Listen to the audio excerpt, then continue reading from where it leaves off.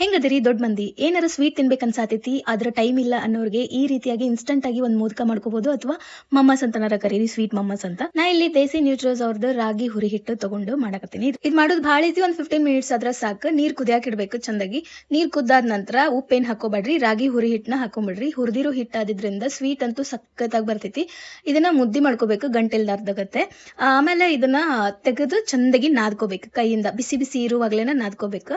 ನಿಮ್ಗೂ ಏನಾರ ಈ ದೇಸಿ ನ್ಯೂಟ್ರೀಸ್ ಅವ್ರದ್ದು ರಾಗಿ ಹಿಟ್ಟನ್ನ ಟೇಸ್ಟ್ ಮಾಡಬೇಕು ಅಂತ ಅನ್ಸಿದ್ರೆ ಫ್ರೀ ಟೇಸ್ಟಿಂಗ್ ಇರ್ತೈತಿ.